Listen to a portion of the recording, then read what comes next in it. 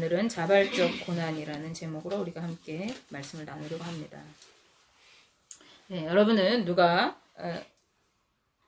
누군가를 위해서 기꺼이 손해보는 것을 선택해 보신 일이 있으십니까?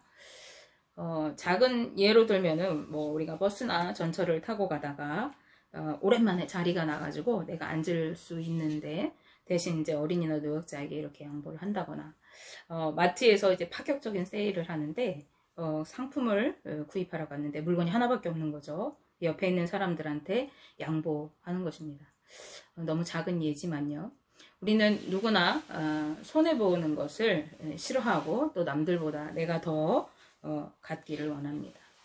그나마 우리보다 약한 자이거나 또 좀 더 우리보다 필요해 보이는 사람일 경우라면은 우리가 큰맘 먹고 이제 한두 번 정도 이렇게 양보할 수 있어요. 그러나 대부분의 경우는 우리가 손해보고 싶어 하지 않습니다. 어떻게든지 손해보는 그 자리는 피하려고 하고 다른 사람이 대신 그 자리에 갔으면 좋겠고요. 오히려 나는 이익을 보기를 원합니다. 다른 사람보다 더 갖기를 원하죠. 그런데 이렇게 양보하는 걸로 이제 예를 들었으니까 우리가 양보하는데 아까 말했듯이 이렇게 연약한 자, 우리보다 조금 없는 것 같은 자에게는 우리가 그래도 조금 마음을 쓸 수 있어요. 그런데 딱 양보하려고 보니까 그 사람이 예전에 나에게 뭔가 크게 손해를 끼친 사람이거나 되게 이제 꼴보기 싫은 그런 사람인 거죠. 그렇다고 하면은 우리는 그 사람의 그 필요를 도와주기보다는 오히려 눈 감을 거예요. 오히려 그 자리를 그 사람과 마주하는 그 상황을 피하려고 하기에 더 바쁠 것입니다. 근데 오늘 본문 말씀에는요, 죄인들을 위해서 기꺼이 고난의 길을 걸어가신 분이 등장하고 있죠. 그분은 바로 예수님이십니다. 예수님은 하나님의 아들, 또 하나님의 본체이시면서 친히 그 영광의 보좌를 버리시고 이 땅에 오신 분이십니다. 그것도 우리의 모든 죄를 담당하시기 위해서 오셔서 기꺼이 자신의 생명을 내어주신 분이십니다. 바로 우리를 너무나도 사랑하셨기 때문에 그렇습니다. 로마서 5장 7절에서 8절 말씀에 의인을 위하여 죽는 자가 쉽지 않고 선인을 위하여 용감히 죽는 자가 혹 있거니와 우리가 아직 죄인 되었을 때에 그리스도께서 우리를 위하여 죽으심으로 하나님께서 우리에 대한 자기의 사랑을 확증하셨느니라 라고 말씀합니다. 예수님은 짧은 공생의 기간 동안에 우리를 사랑하시는 이 하나님의 사랑의 마음을 세상 가운데 마음껏 드러내 보셨습니다. 소외되고 가난한 이웃들을 친히 찾아가 주셨고 죄인들의 친구가 되어주셨을 뿐만 아니라 그들에게 구원을 선포하셨습니다.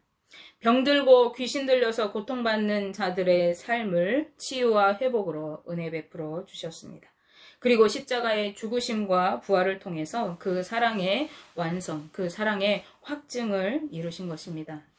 예수님은 자신이 걸어가야 할 그 길을 이미 알고 계셨어요. 그래서 제자들에게 자신이 당해야 하는 순환에 대해서 반복적으로 예고하셨습니다.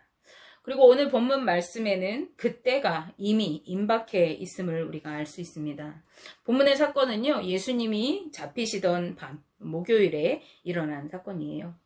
예수님은 제자들과 마지막 만찬을 하실 때 십자가의 죽으심을 이미 그 죽으심의 의미를 담은 성만찬을 제자들에게 제정해 주시면서 너희가 이것을 행하여 나를 기념하라 라고 이렇게 말씀해 주셨어요. 그리고 그 십자가의 고난에 그들도 함께 동참할 것을 말씀해 주셨습니다.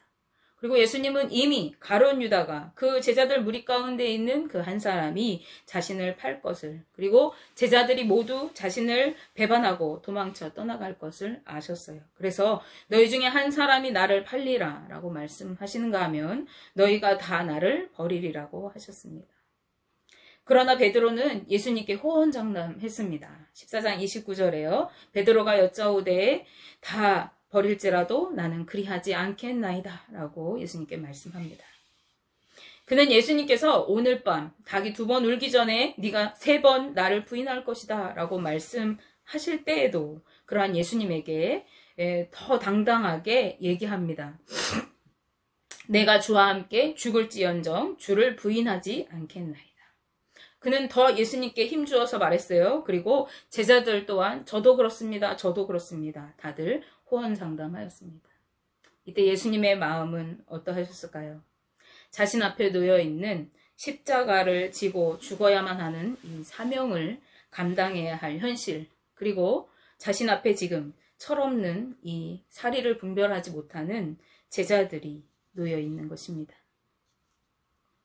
그러한 제자들 또 자신의 사명을 볼 때 예수님은 마음이 몹시 괴로우셨고 기도하지 않고는 견딜 수가 없으셨습니다. 그렇기 때문에 마지막 만찬 식사를 마치신 예수님은 제자들을 데리고 기도하기 위해 겟세마네로 올라가십니다. 이 겟세마네는 예수님께서 평상시에도 자주 이렇게 기도하시던 그런 기도 장소였어요.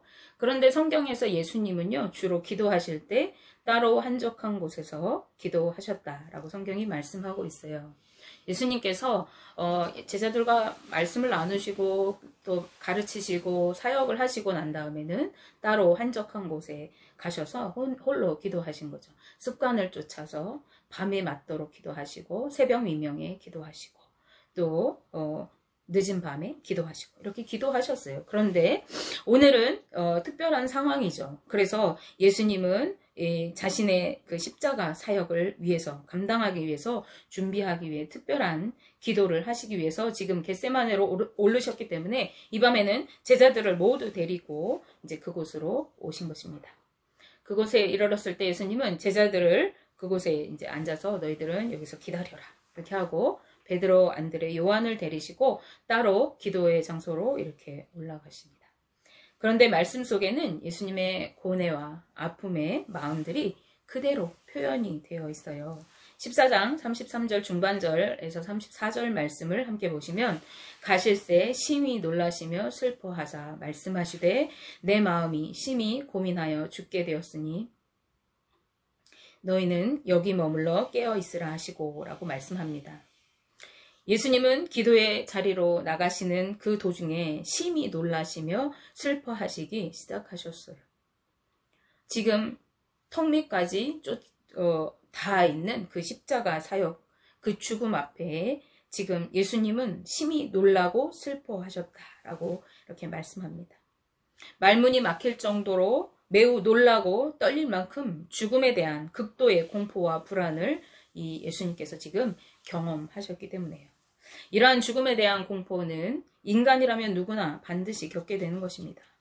그리고 이러한 예수님의 상황과 심정에 대한 표현은 예수님께서 어떠한 이들이 말하는 것처럼 가연설, 즉 예수님이 어떤 현상으로 실제가 아니라 그냥 현상적으로 이렇게 나타나신 분이 아니라는 것을 성경이 말하고 있는 거예요. 즉 하나님이시면서 또 실제로 이 땅에 인간의 몸을 입고 오신 참 인간이신 예수님이신 것을 나타내는 표현인 것입니다. 그렇기 때문에 우리 인간이 느끼는 모든 감정과 고통을 그분도 고스란히 함께 느끼셨어요. 성경에 보면 예수님도 피곤하셔서 주무셨고 예수님도 시장하셔서 배가 고프셨고 예수님도 슬퍼서 함께 우셨고 웃는 자들과 함께 웃으시고 기쁨과 슬픔과 아픔과 고통을 예수님이 다 함께 느끼셨다는 말이죠. 그렇기 때문에 이 예수님은 지금 이 세 명의 제자들에게 내 마음이 심히 고민하여 죽게 되었으니 기도할 동안에 깨어있으라 라고 말씀하십니다. 여기서 심히 고민하여 라는 말은요, 슬픔과 고통으로 둘러싸인 것을 의미한다고 그래요. 이것은 어떤 중대한 결정사항을 목전에 두고 심각하게 지금 갈등하고 있는 마음 상태를 말하는 것이기도 합니다. 예수님께서는 죽을 지경에 이를 정도로 지금 깊고 커다란 괴로움의 갈등 상태였던 것입니다. 그럼에도 불구하고 이러한 고통을 감수하면서 지금 예수님이 어디로 가시는 거죠? 십자가를 받으시러 가시려고 하시는 중입니다. 그것은 왜 그렇습니까? 그분이 우리 인생들을 너무나도 사랑하시는 분이기 때문에 그렇습니다. 예수님께서는 너무나 큰 고통과 번민으로 두렵게 하는 이 십자가의 죽음을 맞이해야만 하는 이 예수님의 지금 죽을 지경에 이른 이 심각한 고민의 이 상황을 제자들도 알기를 원하셨어요. 그래서 이 아는 것뿐만 아니라 그 고민한 이 괴로움의 마음에 함께 동참하기를 원하셨어요. 그래서 지금 뭐래요? 내 마음이 심히 고민하여 죽게 되었다. 그러니까 내가 기도할 동안 너희들은 깨어있으라. 깨어있으라는 건 무슨 뜻이에요? 함께 기도해달라 이 말입니다. 여기서 우리가 생각해야 할 것이 있어요. 예수님께서 십자가를 지심이 결코 쉽게 걸어가신 길이 아니라는 것입니다. 우리는요, 나와 십자가를 별개로 떼어놓고 생각하는 경우가 많이 있어요. 십자가 예수님이 원래 지시기로 한 거야. 예수님 그냥 지시는 거야. 그분은 하나님이시니까 그것을 감당할 능력이 있어서 그 길을 가신 거지. 나는 도저히 할 수 없는 일이야, 그거. 라고 이렇게 떼어서 생각하는 것입니다. 그러나 오늘 본문은 그렇지 않다고 우리에게 말씀하고 있어요. 예수님께서는 제자들보다 조금 나아가셔서 이제 땅에 엎드려서 될 수 있는 대로 이때가 자기에게 지나가기를 구하셨다라고 말씀합니다. 자신에게 임하게 될 고통의 때가 그럴 수만 있다면 지나가기를 구하였던 것이에요. 그래서 땅에 엎드렸다라고 하는 행위는요, 하나님께 대한 최고의 겸손한 태도 그리고 간절한 마음 상태를 보여줍니다. 우리가 새벽 예배 영상을 보신 분들은 알겠지만 바리새인들이 기도할 때 어떻게 했어요? 서서 하늘을 우러러보면서 하나님, 나는 금식도 했고 나는 11조도 했고 나는 저 죄인들과 같지 않습니다. 이렇게 기도했던 그 모습과 지금 예수님은 완전히 대비되는 모습으로 보여지고 있습니다. 예수님은 무릎을 꿇고 온 몸이 땅에 닿을 정도로, 얼굴이 땅에 닿을 정도로 엎드렸어요. 아주 가장 낮은 자세로 엎드려서 가장 간절한 기도로 주님 앞에 지금 지나갈 수만 있다면 이 고통의 때가 지금 나에게서 지나가게 해주시기를 기도하고 있습니다. 그런가 하면 구한다라고 하는 말은 하나님을 향하여 간청한다라는 의미가 있습니다. 이 구한다는 표현이 마가에만 쓰여 있고 마태하고 누가는 구한다는 표현을 기도한다라고 이렇게 번역했습니다. 예수님은 자신의 혼신의 힘을 다해서 간절하게 하나님 앞에 지금 부르짖어 기도하는데 어떻게 기도하죠? 땀방울이 핏방울이 될 정도로 간절히 기도하고 있습니다. 이때 예수님께서 기도한 기도가 무엇일까요? 마가복음 14장 36절 말씀을 우리가 함께 보시면 이르시되 아빠 아버지여 아버지께는 모든 것이 가능하오니 이 잔을 내게서 옮기시옵소서. 그러나 나의 원대로 마시옵고 아버지의 원대로 하옵소서. 아멘. 네, 우리가 이 기도문에서 집중해야 할 것이 있어요. 집중해야 할 것은 앞부분이 아니라 뒷부분입니다. 그러나입니다. 예수님의 이 기도는요, 단지 십자가의 지금 고통, 이 죽음의 고통을 피하게 해주시기를 위해서 간절히 구하는 것이 아닙니다. 이 죽을 것 같은 이 두려움과 이 공포, 정말 내가 지금 죽을 지경이 된 이 괴로운 심정으로 느껴지는 이 십자가를 피하고 싶은 인간적인 자기 의지를 꺾고 겸손한 마음으로 하나님의 뜻에 순종하고자 하는 간절한 예수님의 기도인 것입니다. 그것이 이 기도의 궁극적인 목적입니다. 예수님께서는 이것을 위해서 3번이나 기도하셨습니다.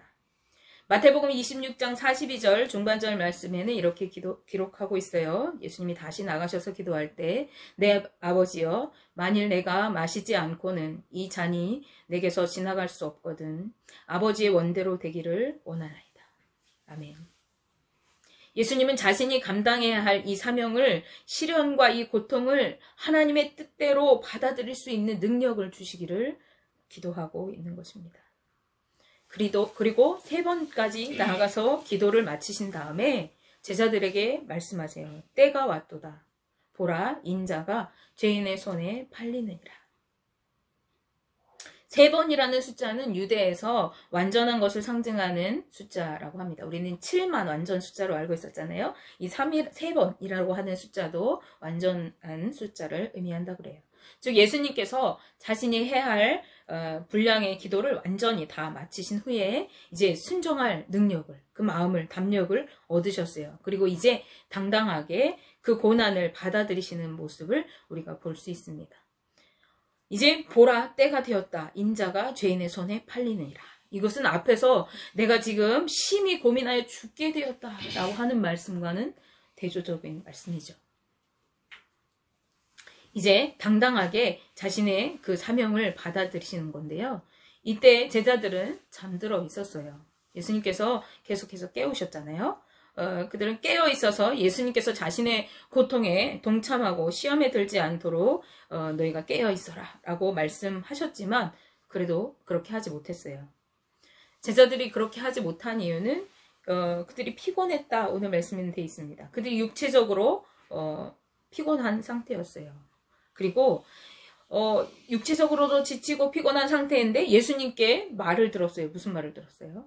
이 제자들, 자기들 무리 중에 한 명이 예수님을 팔 것이다.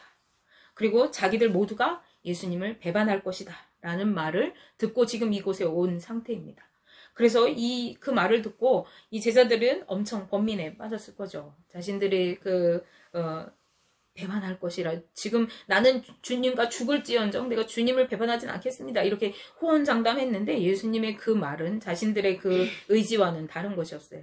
그래서 이들이 육체적으로 그리고 또 정신적으로 아주 스트레스 받는 상황에 있었죠. 그리고 영적인 안일함 상태에 빠져 있었기 때문에 지금 예수님이 무슨 말씀을 하시는지 지금 자신들 앞에 어떤 상황이 닥쳐 있는지 이 제자들이 분별하지 못했습니다. 그래서 자신들이 마음과 달리 실패하였고 기도하지 못하고 자고 있었습니다. 그러나 그럴 때일수록 성령의 능력을 받아서 살아갈 수 있도록 기도해야 되는 것이죠.